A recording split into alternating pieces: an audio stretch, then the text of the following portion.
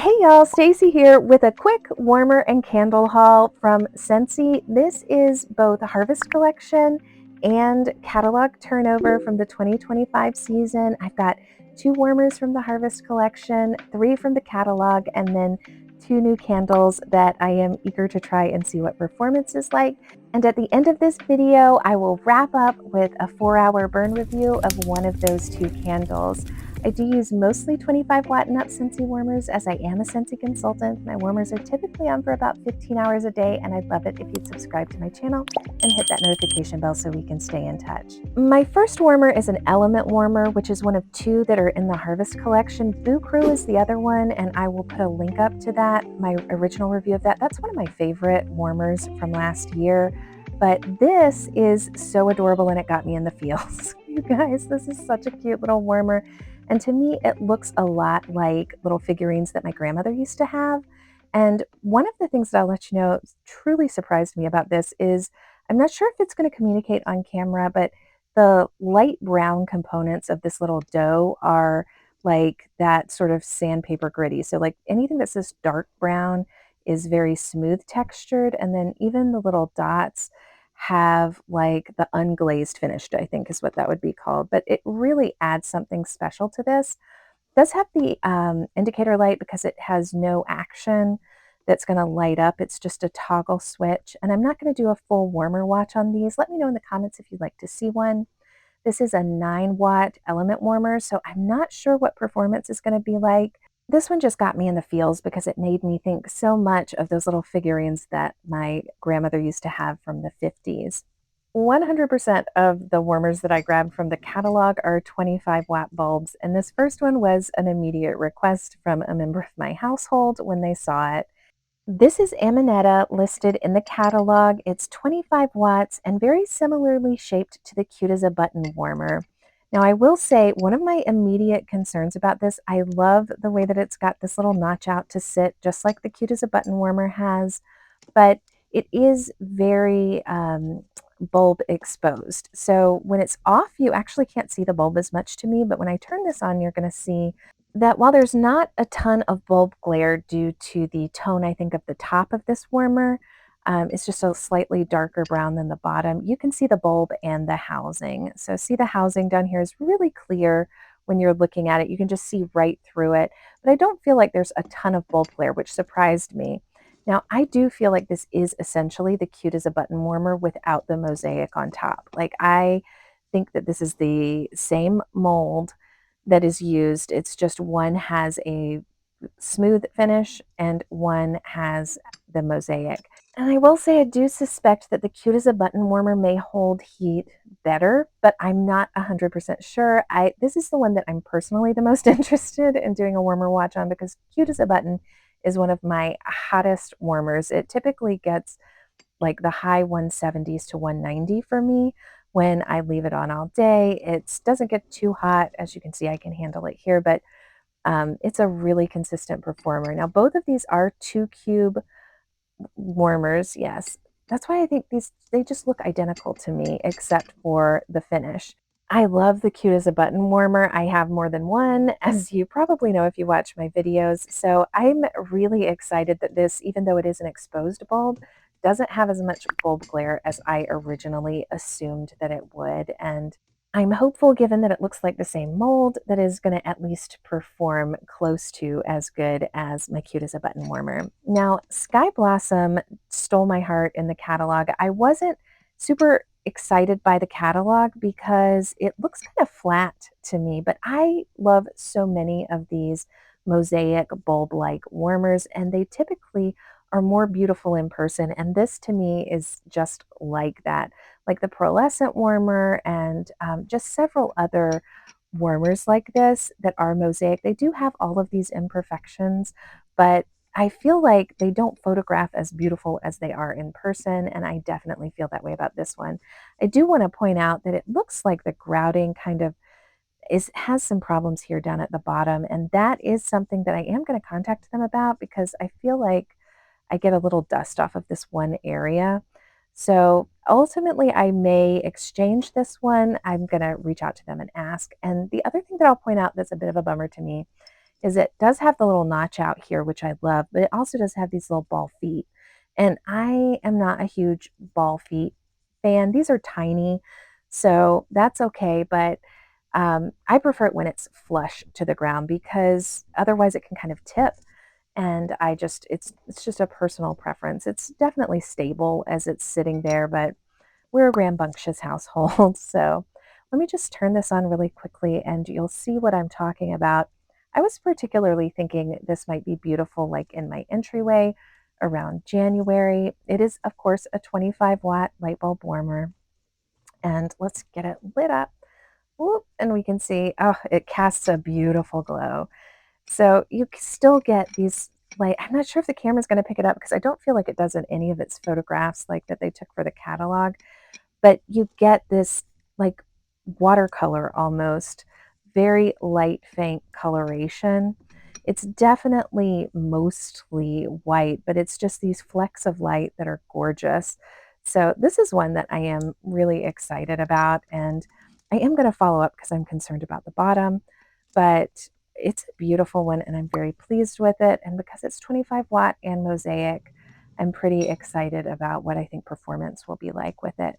The last one that I grabbed from the catalog is another 25-watt warmer, and this style of warmer I have a complicated relationship with. I have the nativity version of this style of warmer, but it is 25-watt and it is Mountain Retreat. Now this is like 6.5 inches tall, so it's it's not huge. Obviously, you can see it here in my screen, and I'll show you the side angle in just a moment. It is a toggle switch. But the thing that makes these complicated to me is the fact that the warmer dish is the whole thing, basically. So the light bulb just sits on this tiny little piece, and then this gorgeous etching is what the warmer and its dish is. So for me, I would love to put these on my mantle, but that would be then above my shoulder height. And so I prefer to put these places that are shoulder height and down just for ease of getting wax out of the warmer. But wait until you see the difference when the light is on. This is when it's going to get interesting to see if I can show this without making dreadful sounds. Ah, it's so gorgeous. It's amazing. It's so beautiful. The dimension that exists, the shadow and the light. You have this gorgeous cabin, the little fishing boat. Oh man, this is so beautiful. The trees, and I'm not sure if my camera will pick it up, but the details on the forest and the depth of the forest and the adorable baby bear and the parent bear. Oh my gosh. This is just so beautiful to me. The details are unreal, and the way that there's a foreground and a background, it's just so beautiful. It's gorgeous. And you can turn this to have whichever part of the scene you want, facing whatever direction. And these style warmers, so far, I mean, look at that tree. It is so like hyper realistic etching. It's just gorgeous. Oh, I love these. But that's part of the reason too that I feel like they do great like on side tables. Anything for me that's shoulder height or down, there's really no bad angle on any of these. Like there's not a clear backside to it. And the depth going all the way into the skyline that almost gives you this illusion of the mountain mist is really gorgeous. This is a 25-watt warmer, and I do feel like it's the exact same as like my nativity warmer, and that was a great performer. So because you can seat this any way you want, you can just turn it so that like this backside where the notch out is, it can be whatever you choose because it's however you seat the dish on there. Again, though, what I will say is with all of these, it does have that sort of bone finish on the outside. So I want to be very careful removing wax from this dish. So for me, I just have to be very cautious of where I place it because I do think this is a workhorse. And for me, being cautious of that is just making sure it's not in a high traffic area. And then also shoulder height or down for me is kind of my go-to. That's the same way I feel about ratatouille, my ratatouille warmer, where the warmer dish is the chef's hat. Even though it is in a high traffic area, I went ahead and got a replacement dish for that one. Now, last but certainly not least, this is the 20-watt warmer that I got, the lone 20-watt warmer. It is a purple pumpkin, so of course I got it. It has this beautiful basket weave texture on the glass, and when you turn it on, you're going to see it has this mercury glass effect. It's a 4-cube warmer dish, and see how inside you've got that bright silver. That's going to provide that sort of mercury glass sparkle. It's got the notch out here and a beautiful flat bottom. So I am excited about that. This is one that is going to be interesting for me to see. I have pretty good luck with kind of the mercury glass interior 20 watts. I love the purple on this. What I'm going to say is I'm not sure how bright it looks from the top, but this is not casting out a ton of light. In fact, it's barely casting out any. It's almost giving just like glitter. Like it's just this beautiful dark purple glitter on the basket weave. This is a beautiful warmer, and I think it would be very well suited in a bedroom because this is with a bright 25-watt clear light bulb.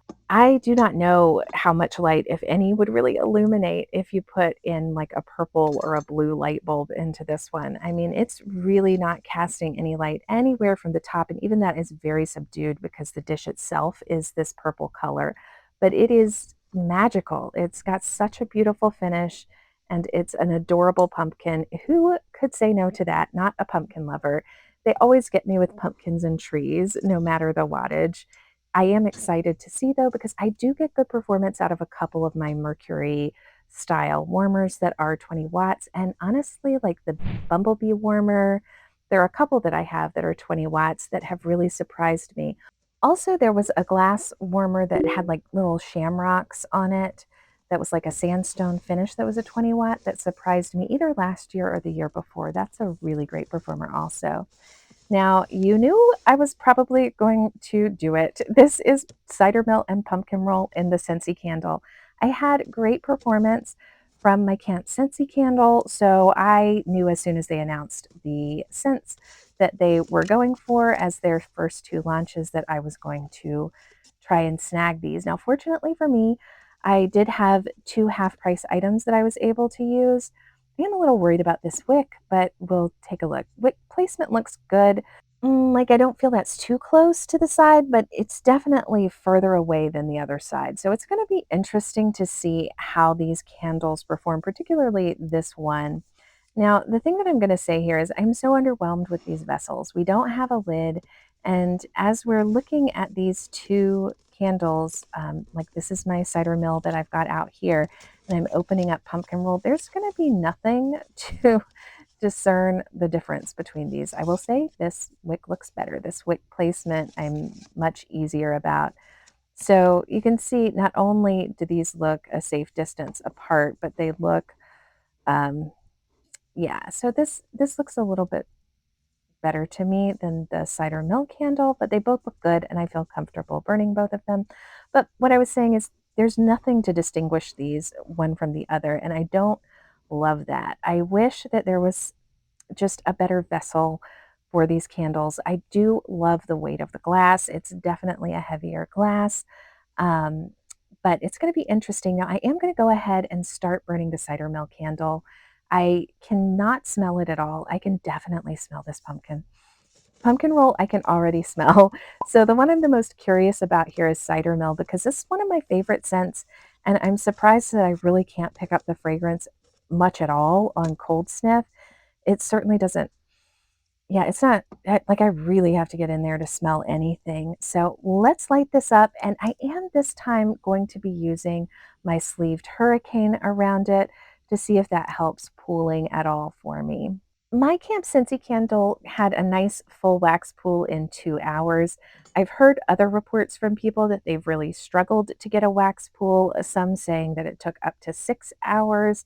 And so for me, that hasn't been my experience, but I want to give this its absolute best shot. And I've already tried it once without the hurricane sleeve. So in my house, I give most of my candles baby treatment. And so I'm going to put a hurricane around it and see if that helps at all.